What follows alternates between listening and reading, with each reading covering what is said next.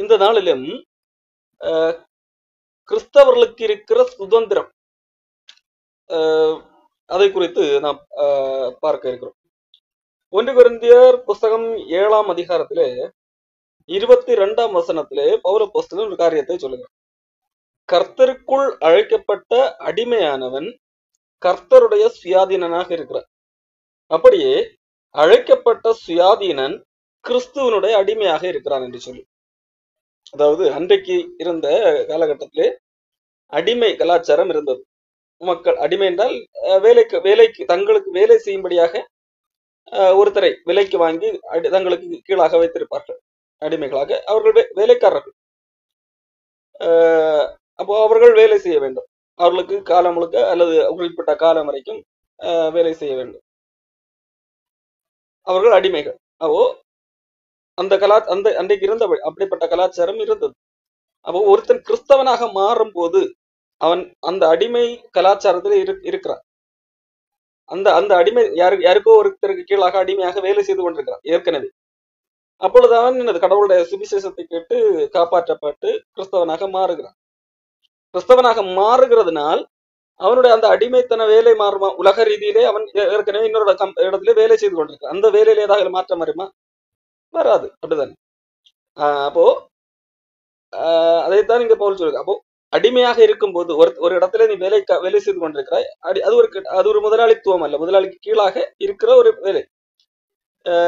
ஒரு வேலைக்காரன் என்கின்ற அந்த அடிமை முறையில நீ இருக்கிற அடிமையாக ஒரு மனிதனுக்கு கட்டுப்பட்டவனாக இருக்கிறார். இன்றைக்கு கூட நாம் வேலை செய்கின்ற போது முதலாளிகளுக்கு கட்டுப்பட்ட கீழாகத்தான் இருக்கிறோம். அந்த நிலைமையில நான் ஒருத்தன் கிறிஸ்தவனாக மாறுகிறான் என்று சொன்னால், அது கிறிஸ்தவனாக மாறினது நிமித்தம் அந்த உலக அளவிலே ஒரு முதலாளிக்கு கீழாக இருக்கிற அந்த நிலைமை மாறுமா? திடீரென்று அந்த நிலைமை மாறி அவன் திடீரென்று முதலாளியாக மாறி விடுவானா? கிடையாது. அப்போ அடிமையாக இருக்கும் போது கிறிஸ்தவனாக கடவுளால் அழைக்கப்பட்டு கிறிஸ்தவனாக மாறுகிறாய். அப்படி இருக்கும்போது நீ என்னது? கிறிஸ்துவுக்குள்ளாக சுயாதீனனாக இருக்கிறாய். உலகத்திலே நீ என்னது?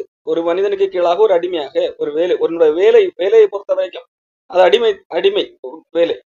ஆனால் கிறிஸ்துவுக்குள்ளாக உனக்கு சுதந்திரம் இருக்கிறது. கிறிஸ்துவுக்குள்ளாக நீ அடிமை கிடையாது என்று சொல்லி பவுல் இங்கே சொல்லுகிறார். அதே வேளையிலே இந்த உலகத்திலே ஒருத்தனுக்கு எல்லா சுதந்திரம் இருக்கிறது. ஒரு முதலாளியாக இருக்கிறான், அவன் யாருக்கும் அடிமை கிடையாது. அவனுக்கு நல்ல வசதி இருக்கிறபடியால் அவன் இன்னொருத்தருக்கு கீழாக கட்டுப்பட்டவனாக இல்லை. இவன் தான் எல்லாரையும் கட்டுப்படுத்தத்தக்க விதத்திலே ஒரு சுதந்திரனாக இருக்கிறான் என்று வைத்துக் கொள்வோம். அப்போ அப்படிப்பட்டவன் கிறிஸ்துவுக்குள்ளாக வருகிறான். அவன் கிறிஸ்துவுக்குள்ளாக வரும்போது அவன் இந்த உலகத்துல நான் யாருக்கும் கட்டுப்பட்டவன் கிடையாது என்கின்ற காரணத்திற்காக கிறிஸ்துவுக்குள்ளாக வரும்போதும் நான் அவன் அப்படிதான் என்று சொல்லிவிட முடியாது. ஒருவன் கிறிஸ்துவுக்குள்ளாக மாறும்போது அவன் கிறிஸ்துவுக்கு அடிமையாக இருக்கிறான் என்று சொல்லி அதே பவுல் தான் சொல்லுகிறான். அப்போ இங்கே 2 வார்த்தையை பவுல் பயன்படுத்துகிறான். கிறிஸ்துவுக்குள்ளாக நீ சுயாதீனனாக இருக்கிறாய் என்று சொல்லுகிறார். அதே பவுல் தானே கிறிஸ்துவுக்குள்ளாக அடிமையாக இருக்கிறான் என்றும் சொல்லுகிறான். ஒரே மனிதன் தான். நீ உலகத்திலே அடிமையாக இருந்தாலும் நீ கிறிஸ்துவுக்குள்ளாக வந்தால் நீ சுயாதீனனாக இருக்கிறாய் என்று சொல்லுகிறார். அதே போல் நீ உலகத்திலே சுயாதீனனாகவே இருந்தாலும் கிறிஸ்துவுக்குள்ளாக இருந்தால் நீ அடிமையாக இருக்கிறாய் என்றும் சொல்லுகிறார். இதை குறித்து தான் இன்றைக்கு நாம் பார்க்க இருக்கோம். கிறிஸ்துவுக்குள்ளாக அடிமை அல்லது கிறிஸ்துவுக்குள்ளாக நாம் சுயாதீனர்களா என்று பார்க்க இருக்கோம். அவர் இந்த காரியத்தை ஏன் சொல்லுகிறார் என்று சொன்னால், அன்றைக்கு பல்வேறு விதங்களிலே மக்கள் காணப்பட்டார்கள். யூதர்களாக இருந்து கிறிஸ்துவை ஏற்றுக்கொண்டுகிறவர்கள் இருந்தார்கள். யூதர் அல்லாதவர்களும் இயேசு கிறிஸ்துவ சுவிசேஷத்தை ஏற்று பின்பற்றுகிறவர்கள் இருந்தார்கள். அப்படிப்பட்ட வேளையிலே நீங்கள் இயேசு கிறிஸ்துவை ஏற்றுக்கொண்டீர்கள் என்கிறதற்காக உங்களுடைய கலாச்சாரத்தை மாற்றிக்கொள்ள வேண்டிய அவசியம் இல்லை என்கிறது தான் பவுல் எழுதுகிறார். ஒரு 1 கொரிந்தியர் 7ஆம் அதிகாரம் 18ஆம் வசனம். ஒருத்தன் விருத்த சேதனம் பெற்றவனாய் அழைக்கப்பட்டிருந்தால், ஒருவன் யூதன் என்றால் விருத்த சேதனம் பெற்றிருப்பான் சிறு வயதிலிருந்து 8ஆம் நாளிலே. அது அவர்களுடைய பாரம்பரியம். அப்படி விருத்த சேதனம் பண்ணப்பட்டவன் சுவிசேஷத்தை கேட்டு கடவுளத்தை அழைப்பு பெற்று கிறிஸ்தவனாக மாறுகிறான் என்று சொன்னான். அவன் ஏற்கனவே விருத்த சேதனம் பெற்று விட்டான். ஐயோ நான் கிறிஸ்தவனாக மாறிவிட்டேனே, நான் இனி எனது இங்கே விருத்த சேதனம் பண்ண வேண்டிய கிறிஸ்தவத்திலே விருத்த சேதனம் அவசியம் இல்லை அல்லவா? இப்போ நான் ஆல்ரெடி நான் விருத்த சேதனம் பண்ணி பட்டு விட்டேன். இப்போ நான் எப்படி இனி விருத்த சேதனம் இல்லாமல் அதை எப்படி மாற்றிக்கொள்வது என்று சொல்லி கவலைப்பட வேண்டிய தேவையில்லை. அதே போல யூதர் அல்லாத ஒருத்தன் அவன் விருத்த சேதனம் செய்திருக்க மாட்டான். அப்போ அவன் இப்பொழுது கிறிஸ்தவனாக மாறுகிறான். அப்போ ஏற்கனவே கிறிஸ்தவர்களாக இருக்கிறவர்கள் பெரும்பாலும் யூதர்கள், அப்போஸ்தலர்கள் பெரும், அவர்கள் எல்லாரும் விருத்த சேதனம் பண்ணப்பட்டிருக்கிறார்கள். ஆகவே நானும் விருத்த சேதனம் பண்ணப்பட வேண்டும் என்று சொல்லி சிந்திக்க வேண்டியது அவசியம் இல்லை.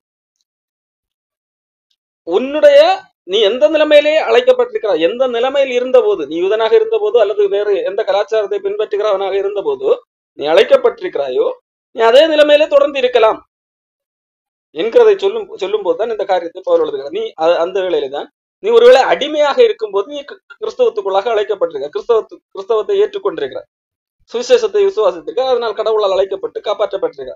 அப்படியானால் நீ கவலைப்பட வேண்டிய அவசியம் இல்லை. ஒருவேளை நீ எனது சுயாதீனனாக கூடுமானால் இந்த அடிமைத்தனத்திலிருந்து விடுதலையாக வரக்கூடும், உனக்கு வாய்ப்பு இருக்கிறது. இந்த அடிமைத்தனத்திலிருந்து விலகி ஒரு முதலாளியாக மாறுவதற்கு ஒரு வாய்ப்பு இருக்கிறது. இப்பொழுது நீ வேலைக்காரனாக இருக்கிறாய், ஒருவேளை எனது இந்த வேலை ஒரு முதலாளியாக கூடிய ஒரு நல்ல வருவதற்கான ஒரு வாய்ப்பு கிடைக்கிறது என்று சொன்னால் அதை பயன்படுத்திக்கொள், தப்பல்ல. ஆனால் நீ அடிமையாக இருக்கிறாய், வேலைக்காரனாக இருக்கிறாய், இப்பொழுது நீ கிறிஸ்தவனாக மாறிவிட்டாய்.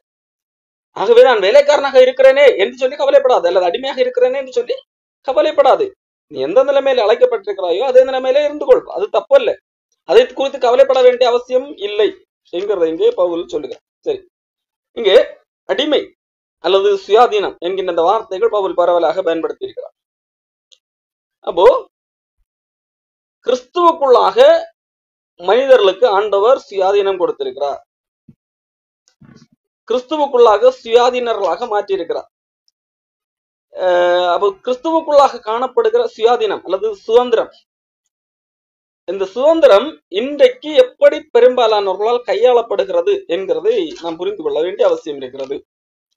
முதலாவது, கடவுள் நம்மை எதிலிருந்து எந்தெந்த காரியங்களில் இருந்தெல்லாம் விடுதலை ஆக்கி இருக்கிறார். சுயாதீனம் என்று சொன்னால் அல்லது சுதந்திரம் என்று சொன்னால் விடுதலை. விடுதலை ஒரு அடிமைப்பட்ட நிலைமையிலிருந்து விடுவிக்கப்படுகின்ற நிலைமைதான் சுயாதீனம். நாம் என்னது எதற்கும் கட்டுப்பட்டவர்கள் அல்ல என்கிறது தான் சுயாதீனம். நம்ம எந்த ஒரு காரியமும் கட்டுப்படுத்தாது, எந்தவித சட்டங்களும் கட்டுப்படுத்தாது என்கிறது தான் சுயாதீனம். ஒரு மனிதன் அப்ப கிறிஸ்துவுக்குள்ளாக வரும்போது ஒரு சுயாதீனம் கிடைக்கிறது என்று பார்க்கிறோம். அப்போ அவன் கிறிஸ்துவுக்குள்ளாக வருவதற்கு முன்பதாக எப்படி காணப்படுகிறான்? அடிமைத்தனத்திலே காணப்படுகிறான். அப்ப என்னென்ன அடிமைத்தனத்திலே காணப்படுகிறான் என்று சொன்னால், ஒன்று, ரோமர் புத்தகத்திலே 6ஆம் அதிகாரத்திலே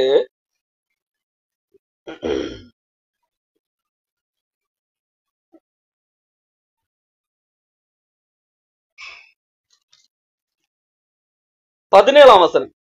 ரோமர் புத்தகம் 6ஆம் அதிகாரம் 17ஆம் வசனம். முன்னே நீங்கள் பாவத்துக்கு அடிமைகளாக இருந்தீர்கள். ஒருவன் இயேசு கிறிஸ்துவினிடத்திலே வருவதற்கு முன்பதாக பாவத்திற்கு அடிமைகளாக இருக்கிறார்கள், பாவத்துக்கு அடிமைப்பட்டவர்களாக இருக்கிறார்கள். பாவத்திற்கு அடிமைப்பட்டவர்கள், ஒரு பாவம் மனிதனை அடிமைப்படுத்தி வைத்திருக்கிறது. பாவம் அவனே என்னது தனக்கு அந்த பாவத்துக்கு கண்ட்ரோலுக்குள்ளாக மனிதன் காணப்படுகிறான். அப்போ இயேசு கிறிஸ்துவிடத்திலே வரும்போது அதிலிருந்து விடுதலை தருகிறார். பாவத்திலிருந்து நீ பாவத்துக்கு அடிமை கிடையாது, இனி நீ பாவத்துக்கு கட்டுப்பட வேண்டிய அவசியம் இல்லை.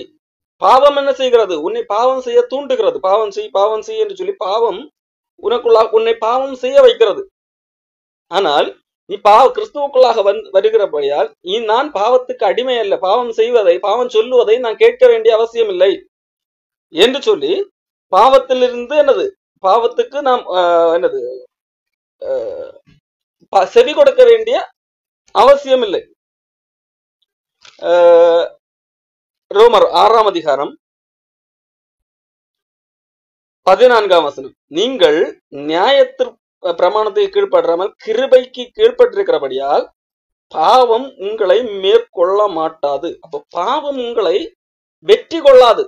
பாவம் உங்களை ஜெயிக்காது. காரணம், இப்பொழுது நீங்கள் பாவத்துக்கு கீழானவர்கள் அல்ல, இப்பொழுது நீங்கள் கிறிஸ்துவுக்கு கீழானவர்கள், கிருபைக்கு கீழானவர்கள், கடவுளுடைய இரக்கத்துக்கு கீழானவர்கள். ஆகவே பாவம் உங்களை என்னது ஜெயிக்காது. பாவம் உங்களை என்ன செய்யாது, உங்களை மேற்கொள்ளாது என்றால் பாவம் உங்களை வெற்றி பெறாது. நீங்கள் பாவத்துக்கு அடிமைகள் அல்ல.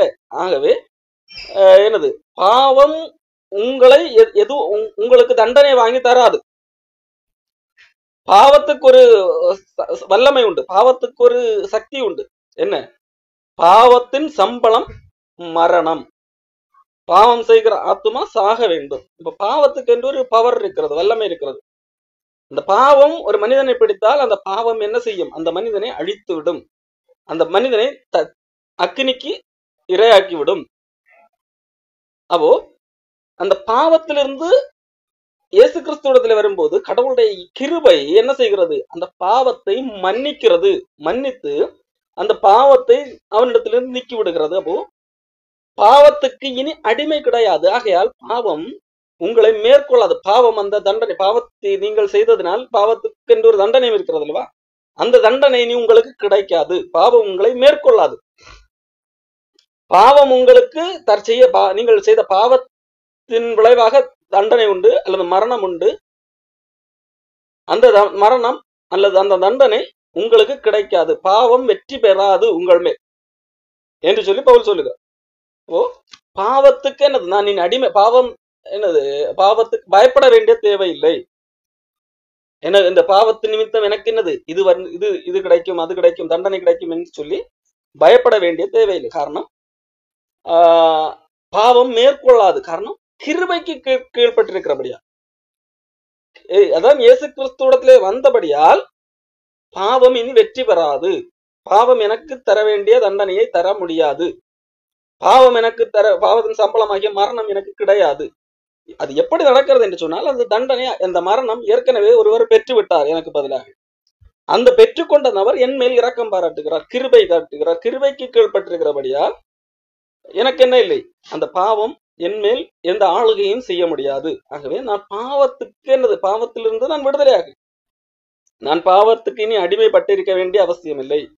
இப்போ பாவம் செய்யக்கூடிய எண்ணம் வரும்போது அதை நான் செய்யாமல் தடுக்க முடியும். பாவமே இது என்னது, இந்த எண்ணம் எனக்கு வர வேண்டிய அவசியம் இல்லை, நான் உனக்கு அடிமைப்பட்டவன் அல்ல, நான் விடுதலையாக இருக்கிறேன் என்று சொல்லி பாவத்திலிருந்து விடுதலை கிடைக்கிறது.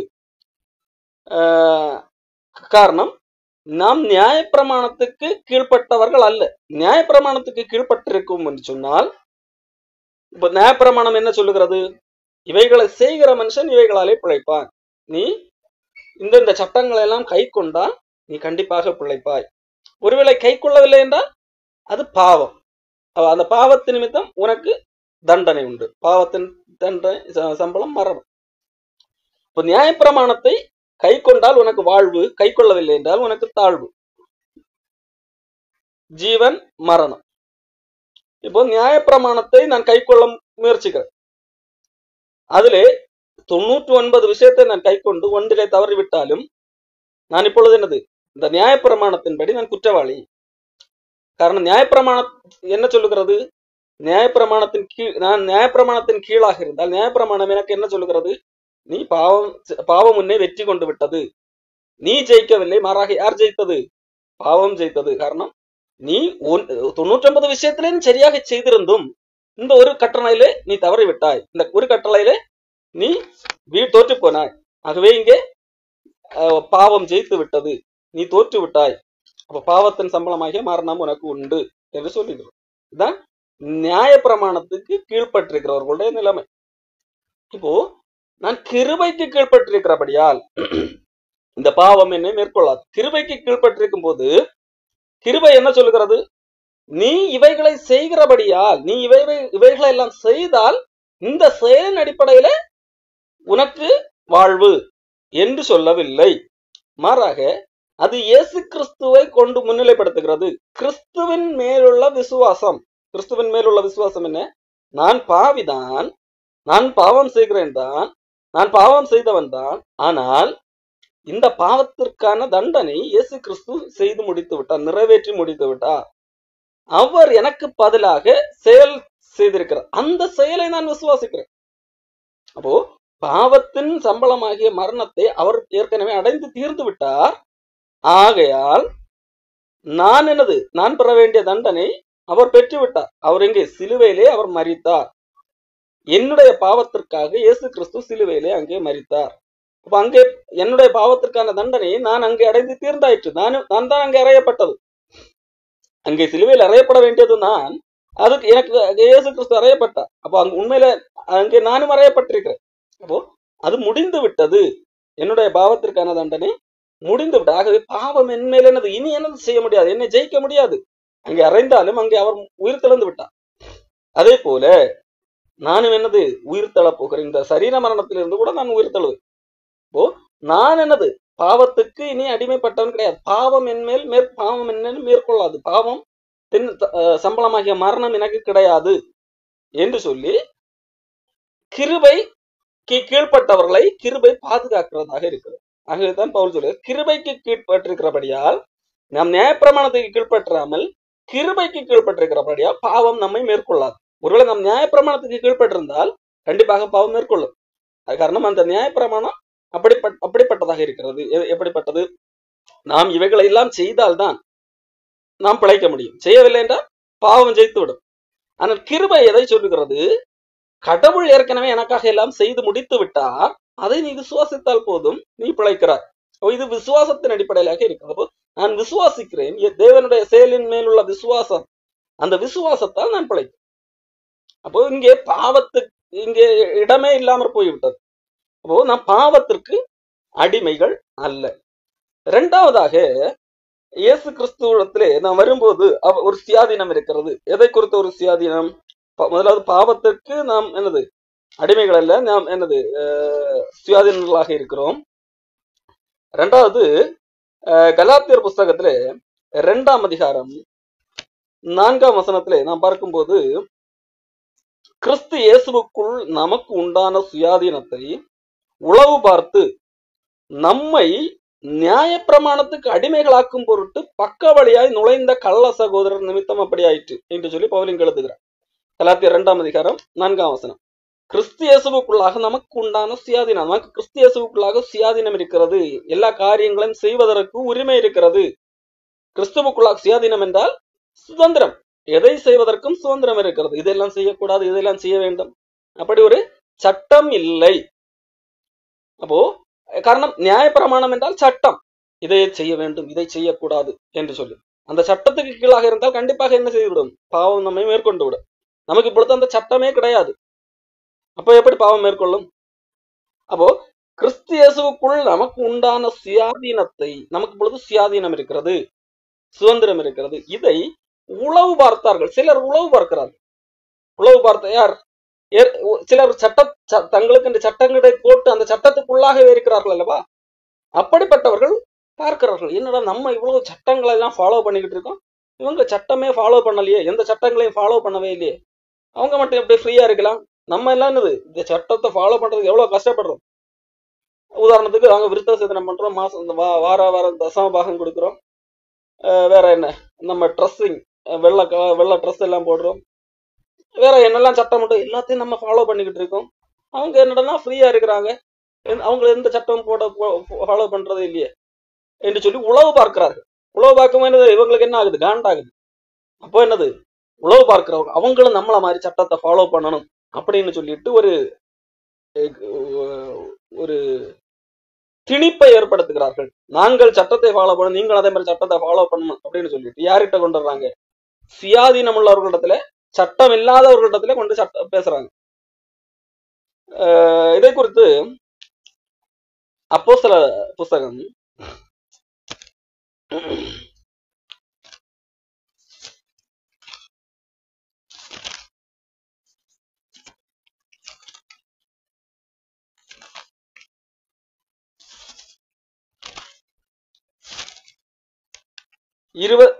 15ஆம் அதிகாரத்திலே நான் இந்த சம்பவத்தை உங்களுக்கு வாசிப்பேன். அப்போஸ்தலர் புஸ்தகம் 15ஆம் அதிகாரம் 1ஆம் வசனம். சிலர் யூதேயாவிலிருந்து வந்து, அதாவது யூதர்கள் சிலர் யூதேயாவிலிருந்து இருக்கிறார், எங்க யூதர் அல்லாதவர்கள் இயேசு கிறிஸ்துவை ஏற்றுக்கொண்டார்கள். விசுவாசத்தின் அடிப்படையில் அவர்கள் கடவுளால் காப்பாற்றப்படுகிறார்கள். இங்க வந்து என்ன பண்றாங்க, நாங்க எல்லாம் சட்டத்தை ஃபாலோ பண்றோம். மோச எழுதி கொடுத்த சட்டம் இருக்கிறது, அதுல 600 கற்பனைகள் இருக்கிறது. நாங்க இதெல்லாம் ஃபாலோ பண்ணிட்டு இருக்கிறோம். நீங்க இந்த சட்டத்தை எல்லாம் கடைபிடிக்கிறது இல்லையா, நீங்களும் இந்த கடைபிடிக்க வேண்டும் அப்படின்னு சொல்லிட்டு சொல்றாங்க. நீங்கள் மோசையினுடைய முறைமையின்படி விருத்த சேதனம் அடையாவிட்டால் ரட்சிக்கப்பட மாட்டீர்கள் என்று சகோதரருக்கு போதகம் பண்ணினார்கள். என்ன சொல்றாங்க, நீங்க இயேசு கிறிஸ்துவ விசுவாசிக்கிறதுனால நீங்க ரட்சிக்கப்பட்டீங்க, காப்பாற்றப்பட்டீங்க, தண்டனையிலிருந்து தப்பிச்சிட்டீங்க அப்படின்னு நினைச்சிட்டு இருக்கீங்களா? கிடையாது. நீங்க உண்மையிலே ரட்சிக்கப்படணும்னா நீங்க இவ்வளவு காரியம் விருத்த சேதனம் பண்ண வேண்டியிருக்கு, நியாயப்பிரமாணத்தை கடைபிடிக்க வேண்டியிருக்கு அப்படின்னு சொல்லிட்டு சிலர் வந்து சொல்றாங்க. அப்போ என்ன வருது அங்கே, அதனாலே அவர்களுக்கும் பவுல் பர்னபா என்பவர்களுக்கும் மிகுந்த வாக்குவாதமும் தர்க்கமும் உண்டாயிற்று. பவுல் என்ன சொல்றான், யூதர்கள்ட்ட நீங்க பேசுறது என்னது தப்பு என்று சொல்லி அப்படி பேசினதுனால வாக்குவாதம் வருது, தர்க்கம் வருது. இதனால என்னது, நம்ம எதுக்கும் என்னது, மற்ற அப்போஸ்தலர்கள்லாம் எருசலேமில் இருக்கிறார்கள், யாக்கோபு, பேதுரு எல்லாரும் அங்க நம்ம அவங்க கிட்டே போவோம், அவங்க இயேசு கிறிஸ்து கூட இருந்தவர், அவங்க கிட்ட போய் நம்ம இதை பத்தி விவாதிப்போம்னு சொல்லிட்டு எல்லாரும் எங்க போறாங்க, அப்போஸ்தலர்களிடத்திற்கு மூப்பர்களிடத்திலும் போறாரு. அப்படியே போயிட்டு இந்த வாதத்தை எங்க வைக்கிறாங்க, அப்போஸ்தலர்களுக்கு முன்பாக எடுத்து வைக்கிறாங்க. 5ஆம் வசனம், அப்பொழுது பரிசேய சமயத்தாரில் விசுவாசிகளான சிலர் எழுந்து, பரிசேயர்கள் அன்றைக்கு யூத மத போதர்களாக இருந்தவர்கள் இயேசு கிறிஸ்துவை விசுவாசித்திருக்கிறார்கள். விசுவாசித்து ஏற்றுக்கொண்டு அவர்கள் எழுந்து என்ன சொல்லுகிறார்கள், விருத்த சேதனம் பண்ணுகிறதும் மோசையின் நியாயப்பிரமாணத்தை கை கொள்ளும்படி அவர்களுக்கு கற்பிக்கிறதும் அவசியம் என்றார்கள்.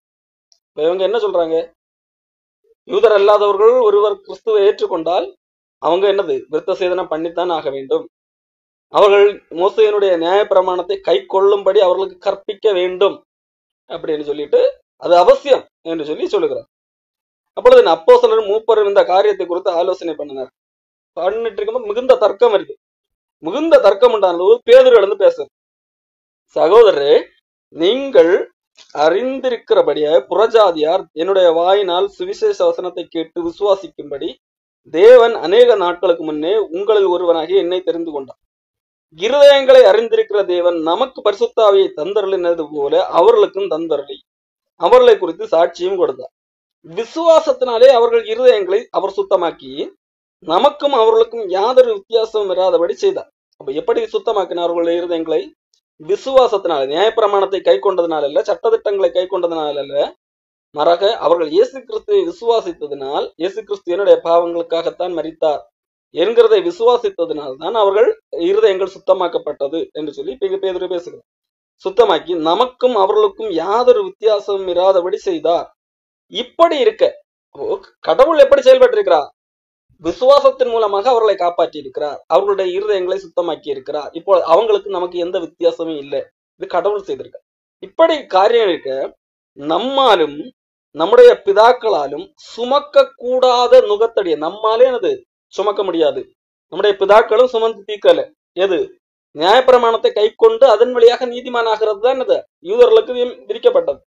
இதை செய்தால் இவைகளை பிழைப்பார். அப்போ அதை செஞ்சு அவங்களால் பிழைக்க முடிஞ்சதா? இல்லை. நியாயப்பிரமாணத்தினால யூதர்களும் என்னது பிழைக்க முடியவில்லை. நம்மாலும் நம்முடைய பிதாக்களாலும் சுமக்கவே முடியாத அவ்வளவு பெரிய பாரம் அத சீசர், இயேசு கிறிஸ்து ஏற்றுக்கொண்ட சீசருடைய கழுத்துல சுமத்துவதனால் தேவனை சோதிப்ப, நீங்க அதனால தேவனை சோதிக்கிறீர்கள். சுமக்க முடியாத ஒரு பாரம். இந்த கட்டுப்பாட்டுகள், இந்த கட்டளைகளை எல்லாம் கீழ்ப்படிந்தால் தான் நீங்கள் பரலோகம் போக முடியும், அல்லது இந்த கட்டளைகளை எல்லாம் நீங்கள் பின்பற்றினால்தான் நீங்கள் ரட்சிக்கப்பட முடியும் என்று சொல்வது, ஏற்கனவே யூதர்களாக இருந்து இயேசு கிறிஸ்துவை பின்பற்றி சீடர்களான அப்போஸ்தலர்கள் சொல்லுகிறார்கள், நம்மாலும் நம்முடைய பிதாக்களாலும் சுமக்க முடியாத ஒரு பாரம் என்று சொல்லு, அது நுகத்தடி என்று சொல்லுகிறார். அப்படிப்பட்ட நுகத்தடியை இயேசு கிறிஸ்துவை பின்பற்றி விசுவாசத்தினால் நீதிமன்றாகி வருகிறவர்களுடைய தோளின் மேல் நாம சுமத்துவது தேவனை சோதிப்பதற்கு சமம் என்று சொல்லுகிறார். இப்படி நீங்கள் தேவனை ஏன் சோதிக்கிறீர்கள்? கர்த்தராகிய இயேசு கிறிஸ்துவின் கர்த்தராகிய இயேசு கிறிஸ்துவினாலே அவர்கள் ரட்சிக்கப்படுகிறது எப்படியோ அப்படியே நாமும் ரட்சிக்கப்படுவோம் என்று நம்பி இருக்கிறோமே என்றார். அதன் பிறகு பேதுரு இப்படி பேசி முடிக்கிறானா, அதற்கு பிறகு யாக்கோபு பேசுகிறான். யாக்கோபு அவர்களை நோக்கி என்று சொல்லி பேசி சொல்லுகிறார். 18 இருந்தபடி, உலகத் தோற்றம் முதல் தேவனுக்கு தம்முடைய கிரியைகள் எல்லாம் தெரிந்திருக்கிறது. ஆதலால் புறஜாதிகளிடத்தில் யூதர் அல்லாதவர்களிடத்தில் தேவனிடத்தில் திரும்புகிறவர்களை கலங்க பண்ணக்கூடாது. என்னது, அவங்க கிட்ட போய் நீங்களே என்னது சட்டதிட்டங்களை கை கொள்ள வேண்டும். அப்ப சட்டதிட்டங்களை நீங்கள் விசுவாசித்தால் மட்டும் போதாது, இந்த சட்டதிட்டங்களை எல்லாம் கை கொண்டால்தான் நீங்கள் பரலோகம் போக முடியாது, ரட்சிக்கப்பட முடியும் என்று சொல்லி பேசுவது அவர்களை கலங்க பண்ணுவது. அப்படி கலங்க பண்ணக்கூடாது என்றும், விக்கிரகங்களுக்கு படைத்த அசுசியானவைகளுக்கும் வேசித்தனத்திற்கும் நெருக்குண்டு செத்ததற்கும் இரத்தத்திற்கும் விலகி இருக்கும்படி அவர்களுக்கு நாம் எழுத வேண்டும் என்றும் நான் தீர்மானித்திருக்கிறேன். இவ்வளவு பண்ணா போதும், வேற என்னது, மற்ற கட்டளைகள் எல்லாம் இந்த இவ்வளவு சட்டத்திட்டங்களை எல்லாம் கை கொண்டாதான் நீங்க ரட்சிக்கப்படுவீர்கள், அப்படியே கிடையாது. வேசித்தனத்திற்கு விலகி இருக்க வேண்டும், விக்கிரகத்துக்கு படைத்தவைகளை புசிக்க கூடாது, நெருக்குண்டு சத்தத்துக்கு ரத்தத்திற்கு விலகி இருக்க வேண்டும். இதை மட்டும் பண்ணா போதும், வேற எந்த சட்டத்திட்டங்களும் என்னது இல்லை என்கிறதை யாக்கோபு நாம் எழுதி அனுப்பலாம் என்று சொல்லி எங்க யாக்கோபு பேசுகிறார். அதன் பிறகாக பவுலுக்கு இத கடிதமாக எழுதி கொடுக்கிறார், இதுதான் என்று சொல்லி. அப்போ 29ஆம் வசனம், அவசியமான இவைகளை அல்லாமல் பாரமான வேறொன்றையும் உங்கள் மேல் சுமத்தாமல் இருப்பது பரிசுத்த ஆவிக்கும் எங்களுக்கும் நலமாக கண்டது. இவைகளுக்கு விலகி நீங்கள் உங்களை காத்துக்கொள்வது நலமாயிருக்கும், சுகமாக இருப்பீர்களாக என்று எழுதினார்கள். இந்த கடிதத்தை பவுல்கிட்ட கொடுத்து அனுப்புகிறார்கள் அங்க பிரச்சனை நடந்த இடத்துக்கு. அப்போ சிலர் தாங்கள் ஏற்கனவே ஒரு காரியத்தை பின்பற்றி கொண்டிருக்கிறார்கள், ஆனால் இன்னொரு சிலர் அவர்களை பின்பற்றவில்லை என்கிறதற்காக நான் மட்டும் இதை ஃபாலோ பண்றேன், அவனும் ஃபாலோ பண்ணணும் என்று அவர்களையும் என்னது நான் செய்கிற ஒன்றை அவர்களும் செய்ய வைப்பதற்காக கட்டுப்பாடு பண்ணுகிறது. என்னது, ஒரு நமக்கு இருக்கிற ஒரு சுயாதீனத்தில் இருக்கிற ஒருவருக்கு அதை உளவு பார்த்து அவர்களையும் அடிமைப்படுத்த விரும்பி செய்கின்ற ஒரு காரியம். இதைத்தான் பவுல் சொல்லுகிறார், கிறிஸ்து இயேசுவுக்குள்ளாக நமக்கு இருந்த அந்த சுயாதீனத்தை உளவு பார்த்து பக்க வழியாக நுழைந்த சிலர் மூலம் சில தவறான விஷயங்கள் நடந்து விட்டது என்கிறதாக பவுல் சொல்லுகிறார். அப்போ முதலாவது, பாவத்திற்கு நாம் அடிமைகள் அல்ல, பாவத்திலிருந்து நாம் விடுதலை பெற்றிருக்கோம், நமக்கு சுயாதீனம் இருக்கிறது, பாவம் நம்மை மேற்கொள்ளாது. இரண்டாவது, நாம் எந்தவித சட்டதிட்டங்களுக்கும் அடிமைப்பட்டவர்கள் அல்ல, நமக்கு சுயாதீனம் இருக்கிறது. அடுத்ததாக வேறொரு காரியத்தையும் பவுல் அப்போஸ்தலன் எழுதுகிறார். அன்றைக்கு இருந்த கிறிஸ்தவர்கள் சிலர் ஒரு தவறான ஒரு நம்பிக்கையிலே இருந்திருக்கிறார்கள்.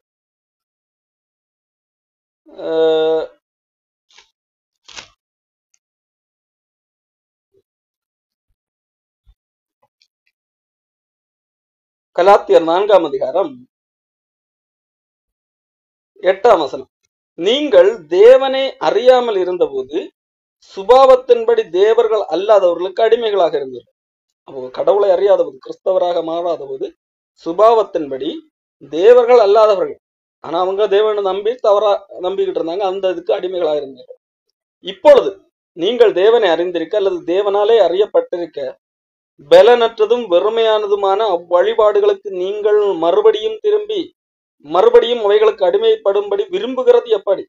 ஏன்னா நீங்க நாட்களையும் மாதங்களையும் காலங்களையும் வருஷங்களையும் பார்க்கிறீர்களே என்று சொல்லி, நான் உங்களுக்காக பிரயாசப்பட்டது வீணாய் போயிட்டோ என்று உங்களை குறித்து பயந்திருக்கிறேன் என்று சொல்லி இங்கே சொல்லுகிறதை பாரு. இங்கே பவுல் என்ன சொல்லுகிறார்? மூட நம்பிக்கைகளுக்கு சிலர் அடிமைப்படும்படியாக விரும்புகிறார். நாட்கள், காலங்கள், அதாவது இந்த சில காரியங்களை பார்ப்பதன் மூலமாக நமக்கு என்னது அதன் மூலமாகத்தான் நமக்கு வாழ்வு கிடைக்கும் என்று நம்புவது, அது என்னது? ஒரு அடிமைத்தனம். நான் இதை செய்தால் எனக்கு இது கிடைக்கும் என்று நம்புவது என்னது? ஒரு அடிமைத்தனம். அப்போ இது இது இது எல்லாம் இதிலிருந்து விடுதலை பெறுவதுதான் சுயாதீனமான ஒரு வாழ்க்கை. சுயாதீனம் என்று சொன்னால் என்ன? சுதந்திரம். நான் எதையும் செய்யாமல் இருப்பது. ஒரு பயத்து நிமித்தம் எதையும் செய்யாமல் இருப்பதுதான் என்னது? சுயாதீனம். நான் சில நாட்கள் காலங்கள் இவைகள் எல்லாம் ஏன் பார்க்கப்படுகிறது? ஒரு பயம். இது இதெல்லாம் பார்த்தா இதெல்லாம் என்னது? நிவர்த்தியாகும் என்கின்ற, இது பார்க்காவிட்டால் இந்த பிரச்சனை தொடர்ந்து கொண்டே இருக்கும். அப்போ அந்த பயத்தின் காரணமாக சில தவறான காரியங்கள் அல்லது பழக்க வழக்கங்கள் செய்யப்படுகிறது அல்லவா?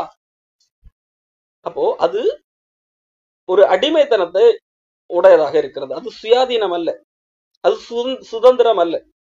ஆகவே எந்த ஒரு காரியத்திற்கு கீழாக நாம் பயந்தவர்களாக இருக்கிறோமோ, அதற்கு கட்டுப்பட்டவர்களாக இருக்கிறோமோ, நாம் சுயாதீனத்திலே இல்லை என்றார். எதையும் செய்யாமல் இருப்பது, அது நியாயப்பிரமாணமாக இருந்தாலும் பாவமாக இருந்தாலும் இதை போன்ற வழிபாட்டு முறைமைகள், இவைகளை செய்தால் எனக்கு பிரச்சனை இல்லை என்று நம்புவது, ஒரு காரியத்தை இந்த காரியம் ஏதோ ஒரு மூட நம்பிக்கை சார்ந்த காரியம் அல்லது வேறு ஏதாவது ஒரு காரியம், இவைகளை செய்வதனால் என்னால் நன்றாக இருக்க முடியும் என்று நம்புவது, அது என்னது? அது சுயாதீனம் அல்ல. இந்த செயல் செய்வதனால் தான் எனக்கு இது கிடைக்கிறது என்று நினைப்பது அது சுயாதீனம் அல்ல. ஆனால் கிறிஸ்துவுக்குள்ளாக வரும்போது நாம் சுயாதீனர்களாக இருக்கிறோம், விடுதலை பெற்றவர்களாக இருக்கிறோம். நாம் எதற்கும் அடிமைப்பட்டவர்கள் அல்ல. கலாத்தியர் 5ஆம் அதிகாரம் 1ஆம் வசனம். ஆனபடியால் நீங்கள் மறுபடியும் அடிமைத்தனத்தின் நுகத்துக்கு உட்படாமல் கிறிஸ்து நமக்கு உண்டாக்கின சுயாதீன நிலைமையிலே நிலை கொண்டிருங்கள். இப்போ கிறிஸ்து நமக்கு உண்டாக்குனது சுயாதீனம், சுதந்திரம். நாம் எதற்கும் அடிமைப்பட வேண்டிய அவசியம் இல்லை. மாறாக கிறிஸ்துவுக்குள்ளாக வந்த பிறகு, இங்கே அன்றைக்கு நடந்த பிரச்சனையை வைத்து பவுல் சொல்லுங்க, இதோ நீங்கள் விருத்த சேதனம் பண்ணி கொண்டால் கிறிஸ்துவனால் உங்களுக்கு ஒரு பிரயோஜனமும் இராது என்று பவுலாகிய நான் உங்களுக்கு சொல்லுங்க. அப்போ இங்க யூதர்கள் வந்து என்ன சொல்லுவாங்க, நீங்க இயேசு கிறிஸ்துவ விசுவாசத்தினால் ரட்சிக்கப்பட்டு நினைக்கிறீங்களா? மட்டும் பார்த்தாது, அது ஒரு ஸ்டேஜ் தான், அது ஒரு ஃபர்ஸ்ட் ஸ்டெப் மட்டும்தான். அது அடுத்த ஸ்டெப் என்ன பண்ணணும்? விருத்த சேதனம் பண்ணணும். இல்லைன்னா நீங்க காப்பாற்றப்படலன்னு அர்த்தம். இதையும் பண்ணாதான் நீங்க ரட்சிக்கப்பட்டீங்க. இயேசு கிறிஸ்துவ விசுவாசத்தினால் மட்டும்தான் நீங்க ரட்சிக்கப்பட்டீங்கன்னு நினைக்கிறீங்களா? இல்ல இல்ல. இங்க எங்க பாஸ்டர் வந்து உங்களை குளிப்பாட்டுவாரு. இப்படி குளிப்பாட்டினாதான், அவர் குளிப்பாட்டினாதான் என்னது? நீங்கள் பரலோகத்துக்கு போக முடியும். இல்லைன்னா நீங்க பரலோகத்துக்கு போக முடியாது. அடுத்த கட்டம் என்னது? அடுத்து எங்களுடைய பாஸ்டர் உங்களை தலையில கை வச்சு கீழே தள்ளி விடணும். அப்படி பண்ணாதான் நீங்க அடுத்த கட்டத்துக்கு பரலோகத்துக்கு போக முடியும். சரி, அடுத்து நீங்க ஞாயிற்றுக்கிழமை வரும்போதெல்லாம் நீங்க வெள்ளையும் எடுத்துட்டு வரணும். அப்பதான் பரலோகத்துக்கு போக முடியும். அடுத்து வேற ரூல்ஸ் இருக்கு. என்னது? நீங்க மாசம் என்னது? தசமபாகம் கொடுக்கணும். இல்லைன்னா பரலோகம் போக முடியாது. இல்லைன்னா காப்பாற்ற முடியாது. இப்போ இப்படி ஒவ்வொரு காரியமாக மனித கட்டளைகளை செய்து கொண்டு கூட்டிக் கொண்டே இருப்பார்கள். கடைசி வரைக்கும் நீங்க என்னது? ரட்சிக்கப்படவே முடியாது என்று சொல்லுவார். இது எல்லாமே கிறிஸ்துவுக்குள் நமக்கு உண்டான அந்த சுயாதீன நிலைமையிலே நிலைத்திருக்க கூடாதபடிக்கு செய்யப்படுகிற கள்ள உபதேசங்கள். நமக்கு இருக்கிற கிறிஸ்துவுக்குள்ளாக சுயாதீனம், கிறிஸ்துவுக்குள்ளாக இருக்கிற சுயாதீனம் என்ன? இயேசு கிறிஸ்துவை நான் விசுவாசிக்கிறேன். எதற்காக? அவர் என்னுடைய பாவத்திற்காக மரித்தார், ஆகவே நான் விடுதலையாக்கப்பட்டிருக்கிறேன். என்னுடைய பாவத்தின் தண்டனை ஏற்கனவே அடைந்து தீர்க்கப்பட்டது. நான் இப்பொழுது என்னது? சுதந்திரம். நான் இதை செய்கிறதுனால் எனக்கு அதனால் பலன் கிடையாது என்று நம்புவது.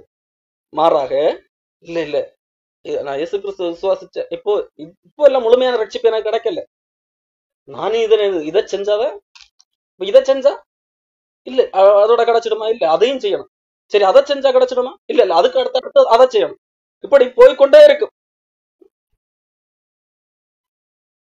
அப்போ கிறிஸ்துவ நமக்குண்டான நிலைமையிலே நிலைத்திருங்கள். மற்றபடி நீங்கள் இந்த விருத்த சேதனம் வேற எதை வேண்டுமானாலும் போட்டுக்கோ. மனித கற்பனைகளாகி இன்றைக்கு சபைகள் என்னப்படுகிற இடங்கள்ல போதிக்கப்படுகிற மனித கற்பனைகள் எதை வேண்டுமானாலும் போட்டுக்கொள்ளலாம், ஃபில் பண்ணிக்கொள்ளலாம். நீங்கள் விருத்த சேதனம் பண்ணிக்கொண்டால் கிறிஸ்துவினால் உங்களுக்கு பிரயோஜனம் இராது என்று பவுலாகிய நான் உங்களுக்கு சொல்லுவேன். மேலும் விருத்த சேதனம் பண்ணிக்கொள்ளுகிற எந்த மனுஷனும் நியாயப்பிரமாணம் முழுவதும் நிறைவேற்ற கடனாளியாக இருக்கிறான் என்று மறுபடியும் அப்படிப்பட்டவனுக்கு சாட்சியாக சொல்லுவேன். இப்போ இல்ல இந்த இயேசு கிறிஸ்துவ விசுவாசத்தால் மட்டும் போதாது, இந்த கட்டளைகளை ஃபாலோ பண்ணணும் என்று சொல்லுகிறவர்கள் அந்த ஒரு கட்டளையோடு நிற்க முடியாது. இப்படி கட்டளையை ஃபாலோ பண்ணிதான் பரலோகத்துக்கு ரட்சிக்கப்பட முடியும் என்றால் அந்த ஒரு கட்டளை அல்ல, முழு கட்டளையும் கடவுள் என்னெல்லாம் கட்டளை கொடுத்திருக்கிறாரோ எல்லா கட்டளைகளையும் நீங்கள் கீழ்ப்படிந்தாக வேண்டும். அந்த எல்லா கட்டளைகளுக்கும் நீங்கள் கட்டுப்பட்டவர்களாக வேண்டும். அப்பதான் அந்த எல்லா கட்டளைகளையும் நீங்கள் நிறைவேற்றுவது நிமித்தம் பரலோகத்துக்கு போக முடியும். அப்படிப்பட்டவர்கள் என்னது கிருபை நின்று விழுகிறார்கள். அப்போ நாம் எதன் வழியாக கிறிஸ்துவை அடைய விரும்புகிறோம் என்கின்ற ஒரு விஷயம் இருக்கிறது. அப்போ கிறிஸ்துவுக்குள்ளாக நமக்கு ஒரு சுயாதீனம் இருக்கிறது. அந்த சுயாதீனத்தை கெடுக்க பார்க்கிற சிலர் இருக்கத்தான் செய்கிறார். கொலோசியர் புஸ்தகத்திலே பவுல் இந்த காரியத்தை எழுதி இருப்பார். கொலோசியர்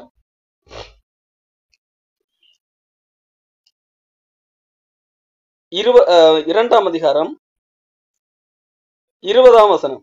நீங்கள் கிறிஸ்துவுடனே கூட உலகத்தின் வழிபாடுகளுக்கு மரித்ததுண்டான இன்னும் உலக வழக்கத்தின்படி பிழைத்திருக்கிறவர்கள் போல மனுஷருடைய கற்பனைகளின்படி போதனைகளின்படி நடந்து தொடாதே, ருசி பாராதே, தீண்டாதே என்கிற கட்டளைகளுக்கு உட்படுகிறது என்ன? இவையெல்லாம் அனுபவிக்கிறதுனால் அழிந்து போகுமே. இப்படிப்பட்ட போதனைகள் சுய இஷ்டமான ஆராதனையையும் மாயமான தாழ்மையையும் சரீர ஒடுக்கத்தையும் பற்றி ஞானம் என்கிற பேர் கொண்டிருந்தாலும் இவைகள் மாம்சத்தை பேணுதற்கே ஒழிய மற்றொன்றிற்கும் பிரயோஜனப்படாது. இப்போ இதெல்லாம் தொடக்கூடாது, இதெல்லாம் ருசி பார்க்க கூடாது, இதெல்லாம் தீண்டக்கூடாது என்று சொல்லி ஏகப்பட்ட கட்டுப்பாடு, இதெல்லாம் பண்ணாதான் அது பரலோகம் போக முடியும் என்று கட்டுப்பாடுகள் விதிப்பார்களானால் அது எதை வெறும் மாம்சத்தை பேணுவதற்கு மட்டுமே உதவும். மற்றபடி அதற்கும் கடவுளிடத்திலே சேருவதற்கும் எந்த இதுவும் கிடையாது. காரணம் நாம் எப்படி காப்பாற்றப்படுகிறோம்? அதே கொலோசியர் புஸ்தகத்திலே 2ஆம் அதிகாரம் 11ஆம் வசனத்திலே இருந்தபடி நீங்கள் கிறிஸ்துவை பற்றும் விருத்த சேதனத்தினாலே மாம்சத்துக்குரிய பாவ சரீரத்தை களைந்து விட்டதனால் கையால் செய்யப்படாத விருத்த சேதனத்தை அவருக்குள் பெற்றிருக்க. விருத்த சேதனம் என்பது கையினால் செய்யப்படாத விருத்த சேதனம். எப்படி? நம்முடைய கிறிஸ்துவை ஏற்றுக்கொள்ளும் பொழுது பாவ சரீரம் களைந்து விடப்படுகிறது. ஒரு மனிதன் எப்பொழுது இயேசு கிறிஸ்துவை ஏற்றுப்படுகிறானோ அவன் புதிய மனுஷனாக மாறுகிறான். பாவ சரீரம் களைந்து, அதுதான் கிறிஸ்துவை பற்றும் விருத்த சேதனம். அப்ப அதை பெற்றுக் கொள்ளுகிற பட்சத்திலே அது கையால் செய்யப்படாத ஒரு விருத்த சேதனமாக அது இருக்கிறது. ஆகையால் ஞானஸ்நானத்தினாலே அவரோடு கூட அடக்கம் பண்ணப்பட்டவர்களாகவும், ஞானஸ்நானம் என்று தண்ணீரில் குளிப்பதல்ல இங்கு சொல்லப்பட்டது, கிறிஸ்துவுக்குள்ளாக நாம் மூழ்கடிக்கப்படுகிறது. இப்போ கிறிஸ்துவுக்குள்ளாக நாம் மூழ்கடிக்கப்படும் போது அதனால் அவரோடு கூட நாம் என்ன செய்கிறோம்? அடக்கம் பண்ணப்படுகிறோம். அதிலே அவரை மரித்தோரிலிருந்து எழுப்பின தேவனுடைய செயலின் மேலுள்ள விசுவாசத்தினாலே அவரோட கூட எழுந்தவர்களாக இருக்கிறோம். இயேசு கிறிஸ்து மரித்தார், அவர் எழுந்தார் என்கிறதை விசுவாசிக்கும் போது நாமும் பாவத்திற்கு மரித்தவர்களாகவும் நாம் நீதிக்கு என்று பிழைக்கும்படி அவரோடு கூட எழும்பினவர்களாகவும் நாம் இருக்கிறோம். அது விசுவாசத்தின் மூலமாக நடக்கிறது. உங்கள் பாவங்களினாலேயும் உங்கள் மாம்ச விருத்த சேதனம் இல்லாமையினாலேயும் மரித்தவர்களாக இருந்த உங்களையும் அவரோட கூட உயிர்ப்பித்து அக்கிரமங்கள் எல்லாவற்றையும் உங்களுக்கு மன்னித்து நமக்கு எதிரடையாகவும் கட்டளைகளால் நமக்கு விரோதமாகவும் இருந்த கையெழுத்தை குலைத்து, கையெழுத்து என்று சொன்னால் நமக்கு எதிராக இருந்தது கையெழுத்து, எது? சட்டதிட்டங்கள். அதை குலைத்து நடுவில் இராதபடிக்கு, நமக்கும் கடவுளுக்கும் நடுவிலே இராதபடிக்கு, இப்பொழுது நமக்கும் கடவுளுக்கும் இடையே என்னது? கையெழுத்து இல்லை. இந்த கையெழுத்து என்றால் இந்த சட்டதிட்டங்கள். இந்த சட்டதிட்டங்களை பின்பற்றினால்தான் கடவுளிடத்திலே போக முடியும் என்கின்ற ஒரு பிரமாணம் இருந்தது அல்லவா? அந்த கையெழுத்து இல்லை இப்பொழுது. அதை குலைத்து நடுவில் இராதபடி எடுத்து சிலுவையின் மேல் ஆணி அடித்து துரைத்தனங்களையும் அதிகாரங்களையும் உரித்து கொண்டு வெளியரங்கமான கோலமாக்கி அவைகளின் மேல் சிலுவையில் வெற்றி சிறந்தார். ஆகையால் போஜனத்தையும் பானத்தையும் குறித்தாவது, பண்டிகை நாளையும் மாத பிறப்பையும் ஓய்வு நாளையும் குறித்தாவது ஒருவனும் உங்களை குற்றப்படுத்தாதிருப்பானாக. அன்றைக்கு பிரச்சனை என்னவென்றால், யூதர்கள் பண்டிகை கொண்டாடுகிறவர்களாக, நாட்கள் பார்க்கிறவர்களாக, அவர்களுக்கு என்று விசேஷித்த உணவு வகைகள் இருந்தது. இதையெல்லாம் செய்யாதவர்கள் யூதர் அல்லாதவர்கள் இருந்தார்கள். அவர்கள் எல்லா வித உணவுகளை உண்ணுகிறவர்களாக இருக்கிறார்கள். அவர்களுக்கு என்னது யூதர்களுடைய பண்டிகை தேவையில்லை. அதையெல்லாம் என்னது குற்றப்படுத்துகிறவர்களாக இருந்தார்கள். அப்போ அப்படி இருக்கின்ற வேலையை தான் பவுல் இந்த காரியத்தை எழுதுகிறான். இதை குறித்து ஒருவனும் என்னது குற்றப்படுத்த கூடாது என்று சொல்லி, நீங்க யூதர்களுடைய பண்டிகை கொண்டாடாததுனாலேயோ, யூதர்கள் செய்கிற காரியங்களை செய்யாதனாலேயோ உங்களை யாரும் குற்றப்படுத்த வேண்டிய அவசியம் இல்லை என்று சொல்லிவிட்டுதான் உள்ள காரியங்களை எழுதுகிறோம். அப்போ கிறிஸ்துவுக்குள்ளாக நாம் சுயாதீனர்களாக இருக்கிறோம். கிறிஸ்துவுக்குள்ளாக நாம் அடிமைப்பட்டவர்கள் அல்ல. நாம் என்னது எந்த சட்ட திட்டங்களும் இல்லாமல் நாம் சுதந்திரமாக செயல்படக்கூடியவர்களாக இருக்கிறோம். இது முதலாவது நாம் மனதிலே ஏற்றிக்கொள்ள வேண்டிய ஒன்று. இரண்டாவது, நாம் இப்பொழுது கிறிஸ்துவுக்குள்ளாக சுயாதீனர்களாக இருக்கிறோம் அல்லவா? கிறிஸ்துவுக்குள்ளாக நாம் சுயாதீனர். இதே வேளையிலே நமக்கு இருக்கிற அந்த சுதந்திரத்தை நாம் எப்படி பயன்படுத்துகிறோம் என்கின்ற ஒன்று இருக்கிறது. நமக்கு எந்த சட்ட திட்டங்களும் கிடையாது, எந்த விதமான என்னது இதையெல்லாம் செய்துதான் ஆக வேண்டும் என்கின்ற எந்த நிர்பந்தமும் கிடையாது. கிறிஸ்துவுக்குள்ளாக ஒரு மனுஷன் வரும்போது, அதே வேளையிலே ஒரு மனிதன் கிறிஸ்துவுக்குள்ளாக வரும்போது அந்த தனக்கு இருக்கிற அந்த சுயாதீனத்தை, சுதந்திரத்தை எப்படி பயன்படுத்த வேண்டும் என்று சொல்லி வேதம் சொல்லுகிறது. பேதுரு சொல்லுகிறார், 1 பேதுரு 2ஆம் அதிகாரத்திலே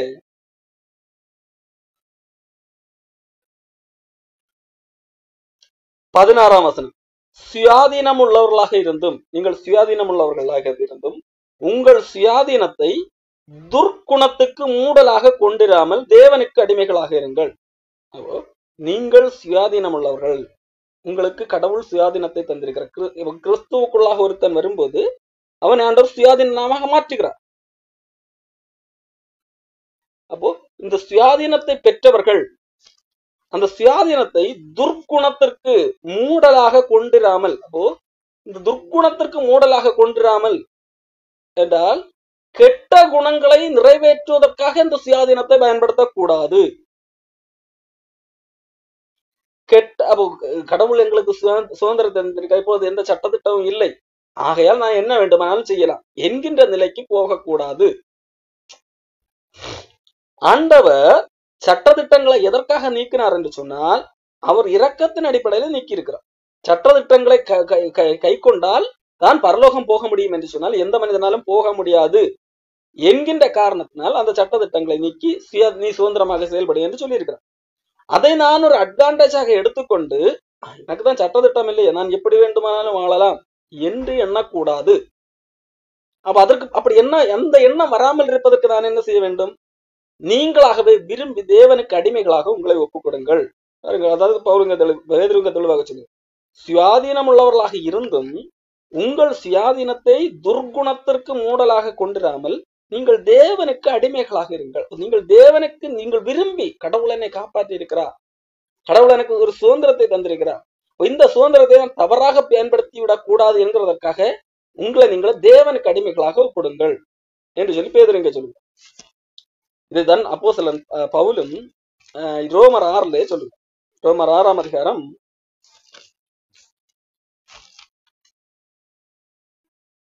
20ஆம் வசனம், பாவத்துக்கு நீங்கள் அடிமைகளாக இருந்த காலத்திலே நீதிக்கு நீங்கினவர்களாக இருந்தீர்கள். இப்பொழுது உங்களுக்கு வெட்கமாக தோன்றுகிற காரியங்கள் அக்காலத்தே உங்களுக்கு என்ன பலன் கிடைத்தது? அவைகளின் முடிவு மரணமே. இப்பொழுது நீங்கள் பாவத்தினின்று விடுதலையாக்கப்பட்டு தேவனுக்கு அடிமைகள் ஆனதனால் பரிசுத்தமாகுதல் உங்களுக்கு கிடைக்கும் பலன், முடிவோ நித்திய ஜீவன். பாவத்தின் சம்பளம் மரணம், ஆனால் தேவனுடைய கிருபை வரமோ நம்முடைய கர்த்தராகிய இயேசு கிறிஸ்துவினால் உண்டான நித்திய ஜீவனாக இருக்கிறது. இங்கே பவுல் ஒரு காரியத்தை சொல்கிறார். முன்பு நீங்கள் பாவத்துக்கு அடிமைகளாக இருந்தீர்கள், கடவுள் அதிலிருந்து காப்பாற்றி இருக்கிறார். இப்பொழுது என்ன செய்யுங்கள்? நீங்கள் தேவனுக்கு அடிமைகளாக நீங்களாக விரும்பி உங்களை ஒப்புக் கொடுங்கள் என்று சொல்லி. இது எதற்காக? உங்களுக்கு ஒரு சுதந்திரத்தை ஆண்டவர் கொடுத்திருக்கிறார். அந்த சுதந்திரம் தவறாக பயன்படுத்தி விடக்கூடாது. காரணம், இந்த கடவுள் கொடுத்த சுதந்திரத்தை தவறாக பயன்படுத்தும்படியாக போதனை செய்கிறவர்கள் இன்றைக்கு இருக்கிறார்கள். யூதா புஸ்தகத்திலே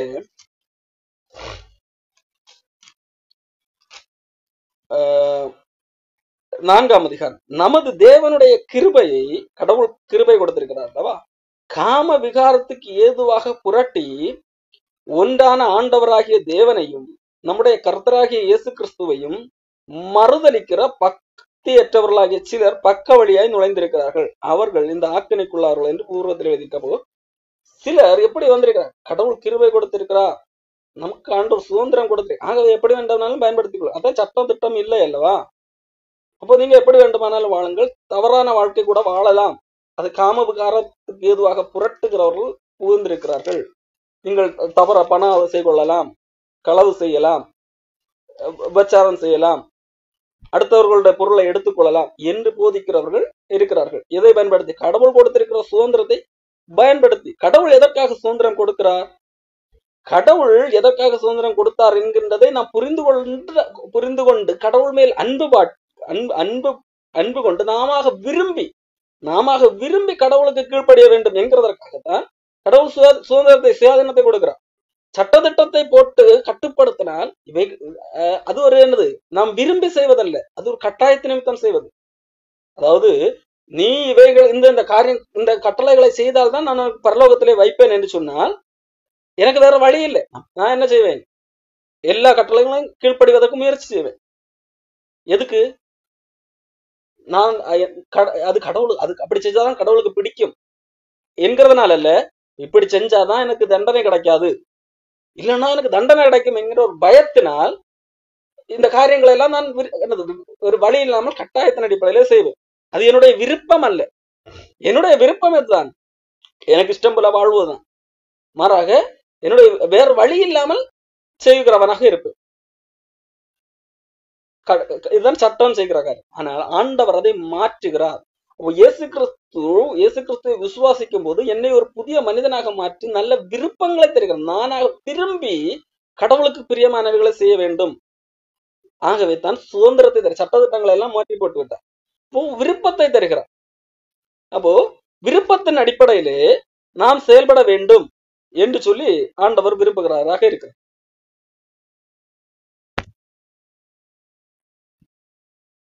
அதற்காகத்தான் ஆண்டவர் அந்த சுயாதீனத்தை கொண்டிருக்கிறார். அப்போ அந்த சுயாதீனத்தை நான் துர்க்குணத்திற்கு மூடலாக பயன்படுத்த கூடாது. பேதுரு இதை காரியத்தை 1 பேதுரு 4ஆம் அதிகாரத்திலே எழுதியிருக்கிறார்.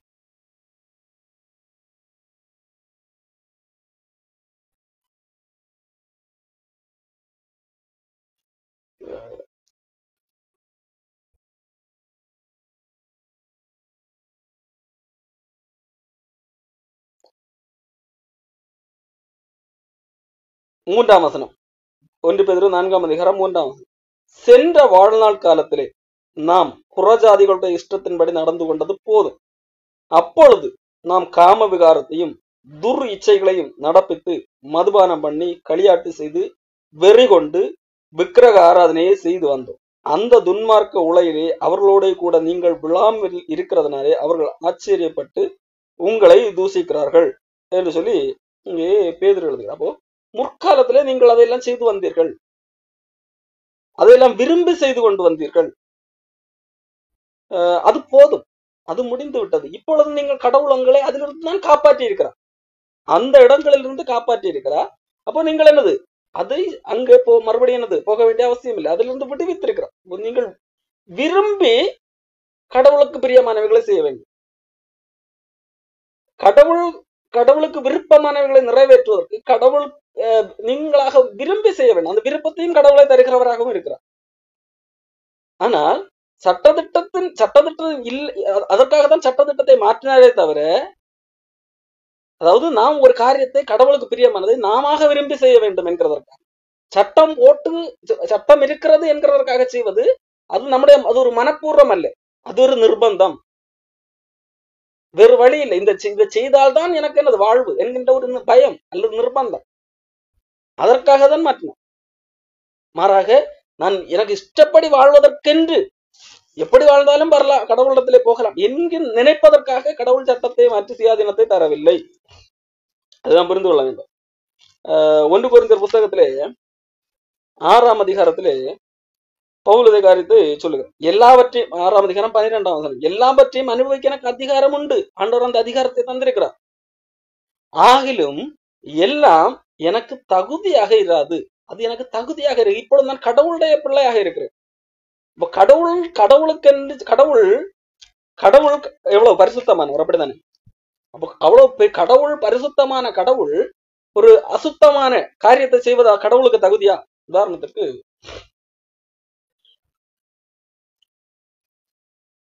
இன்றைக்கு கடவுள் என்று சொல்லப்படுகிறவர்கள் அநேகர் உண்டு. அதுல ஒரு கடவுளை குறித்து நான் உங்களுக்கு கடவுள் என்று சொல்லப்படுகிற கருத்தை சொல்லுவேன். ஒரு கடவுள் இடத்திலே ஒரு மனிதன் வரத்திற்காக தவம் இருக்கிறான். நீண்ட நாட்கள் தவம் இருக்கிறதுனால் கடவுள் மனம் இறங்கி அவனுக்கு உனக்கு என்ன வர வேண்டும் என்று சொல்லி கேள் என்று சொல்லி பக்தனிடத்துல கேட்க, அந்த மனிதனும் கடவுளே, நான் யாரை கை நீட்டுகிறேனோ அப்படி கை நீட்டும் போது அவன் என்ன செய்ய வேண்டும்? சாம்பலாக வேண்டும். இந்த வரத்தை எனக்கு தர வேண்டும் என்று சொல்லி அந்த கடவுளிடத்திலே வரம் கேட்டான். கடவுளுக்கும் வேறு வழி இல்லை. நான் நீ என்ன கேட்டாலும் தருகிறேன் என்று சொல்லி வாக்கு கொடுத்தது நிமித்தம், சரி நீ கேட்ட அந்த வரத்தை தருகிறேன் என்று சொல்லி கடவுள் அந்த மனிதனுக்கு வரத்தை கொடுக்க. இப்போ இந்த மனிதன், வரத்தை பெற்ற மனிதன், வரத்தை கொடுத்த கடவுளுக்கு கடவுளிடத்திலே நீ கொடுத்த வரம் உண்மையா இல்லையான்னு நான் டெஸ்ட் பண்றேன் என்று சொல்லி தன்னுடைய கையை அந்த கடவுளுக்கு நேராகவே நீட்ட முற்படும் போது கடவுள் பயந்து, ஐயோ இவன் கடவுள் கொடுத்த வரம் உண்மையாயிற்று, யாரை கை நீட்டினாலும் அவன் சாம்பலாக வேண்டும். அப்போ கடவுளை பார்த்து கை நீட்ட வருகிறான். அப்போ இந்த கடவுள் சாம்பலாகுவார் அந்த கடவுள் கொடுத்த வரத்தின்படி. இப்போ கடவுள் பயந்து ஓடுகிறார். அவனுடைய கை நீட்டும் போது அந்த இடத்துல இருந்து எஸ்கேப் ஆக பயந்து ஓடுகிறதை பார்க்கின்ற இன்னொரு கடவுள், ஐயா கடவுளே, நீ கடவுளாச்சி எதுக்கு இப்படி மூச்சரை ஓடி வருகிறேன் என்று சொல்லி கேட்க, அந்த கடவுள் இன்னொரு கடவுளிடத்திலே இப்படி எல்லாம் நடந்தது என்று சொல்லி விஷயத்தை சொல்லும் போது, இவ்வளவுதான விஷயம், நான் காப்பாற்றுகிறேன் என்று சொல்லிவிட்டு அந்த காப்பாற்றுவதற்காக அந்த கடவுள் ஒரு பெண் வேடம் எடுக்கிறார். ஒரு பெண் வேடம் எடுத்து அந்த மனிதனிடத்திலே போகிறார். வரம் பெற்ற மனிதனிடத்திலே போகிறார்.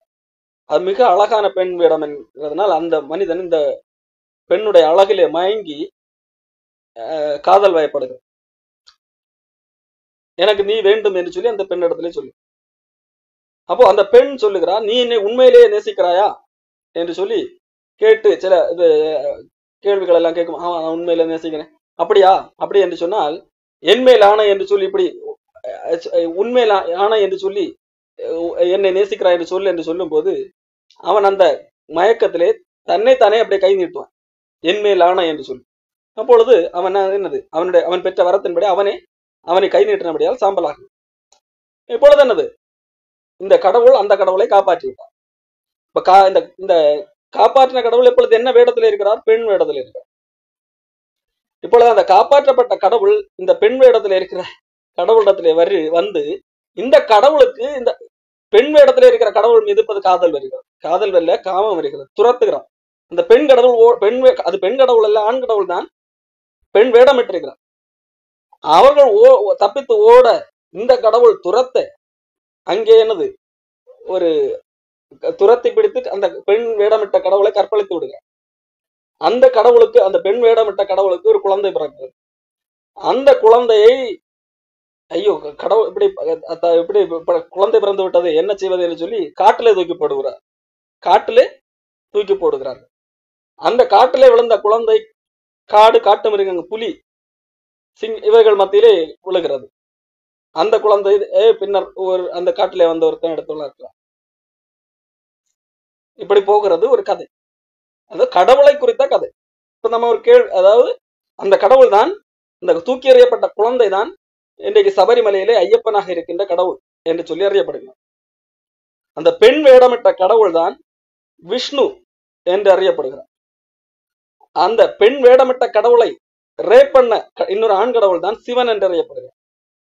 இது அவர்கள் பின்பற்றுகிற கடவுள் குறித்த கதை சம்பவம். இப்போ இந்த விஷயம் கடவுள் என்று சொல்லப்படுகிறவருக்கு ஒரு தகுதியான செயலா? இது ஒரு கேள்வி. கடவுள் என்று சொல்லப்படுகிறவர் எப்படிப்பட்டவராக இருக்க வேண்டும்? இது கடவுள் என்கிறவருக்கு ஒரு தகுதியானதா?